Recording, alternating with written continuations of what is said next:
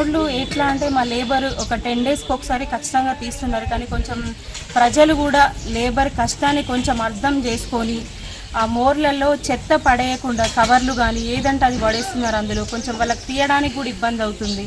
So అందుకని కొంచెం ప్రజలు కూడా అర్థం చేసుకొని ఇది మనదే అని చెప్పేసి వాళ్ళు అనుకుంటే, ఇప్పుడు ఎట్లాగో రోజు రోజు చెత్తబండి వస్తుంది, రోజు రోజు చెత్తబండి రాకపోతే మీరు కంప్లైంట్ చేయండి.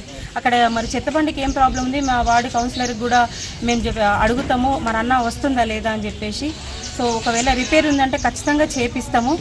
ఏదున్నా కానీ మీకోసం పనిచేయడానికే ఇక్కడ మేము ఉన్నాం కాబట్టి ప్లీజ్ మీరు దయచేసి ఏదైనా కంప్లైంట్ ఉంటే మాకు ఎవరు కౌన్సిలర్ ద్వారా వచ్చి మీరు మాకు కంప్లైంట్ ఇవ్వండి.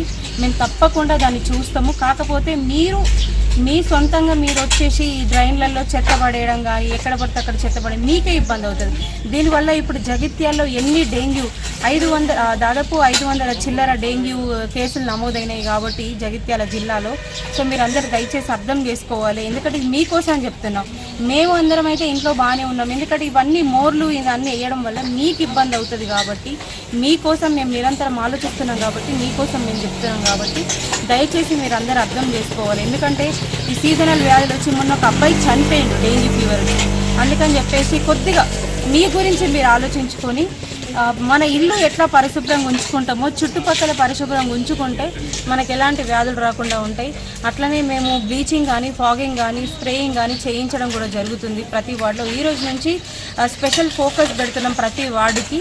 ఈరోజు మొదటి రోజు కాబట్టి ఫస్ట్ వార్డు నుంచి స్టార్ట్ చేసినాం కాబట్టి సో ఈ రోజు నుంచి ఖచ్చితంగా ఫోకస్ పెడతాము. ఎలాంటి ప్రాబ్లం ఉన్నా మీరు డైరెక్ట్గా వచ్చి కంప్లైంట్ చేయొచ్చు. కౌన్సిలర్ గారి త్రూలో కూడా చేయొచ్చు. అనిల్ అని ఉన్నారు, ఏం ప్రాబ్లం లేదు, ఇక్కడ వార్డులో అన్నీ చూసుకుంటారు కాబట్టి మీరు ఏదైనా కానీ ధైర్యంగా వచ్చి చెప్పొచ్చు. అట్లాగే మీకోసం మేము ఆలోచిస్తున్నాం. మీరు కూడా మీకోసం ఆలోచించి మీరు మీ ఇల్లుని ఎట్లా పరిశుభ్రంగా ఉంచుకుంటారో ఈ చుట్టుపక్కల కూడా అంత పరిశుభ్రంగా ఉంచుకుంటే లేబర్ కష్టాన్ని కూడా మీరు అర్థం చేసుకున్న వాళ్ళు అవుతారు. అట్లాగే ఇంకా సీజనల్ వ్యాధులు రాకుండా ఇంకేం మేము చర్యలు తీసుకోవాలో అన్నీ తీసుకొని నీరు నిల్వ ఉన్న చోట ఆయిల్ బాల్స్ వేయడం, ఫిషెస్ వేయడం. ఎందుకంటే అది ఏదైతే దోమ ఉంటుందో అది గుడ్లు పెట్టడం జరుగుతుంది కాబట్టి ఆ గుడ్లు తినడానికి మేము ఫిషెస్ అని తెప్పించినాం. ఆ ఫిషెస్ అందులో వేస్తాము. దాంతోపాటు ఆ ఆయిల్ బాల్స్ కూడా వేయడం జరుగుతుంది. సో మీరు కూడా కొంచెం అందరూ మా బాధని అర్థం చేసుకుంటే బాగుంటుంది. మేము మీకోసం ఆలోచిస్తున్నాం, మీరు కూడా మీకోసం ఆలోచించి ఇది చెయ్యండి అని చెప్పేసి ప్రతి ఒక్కరిని కోరడం జరుగుతుంది.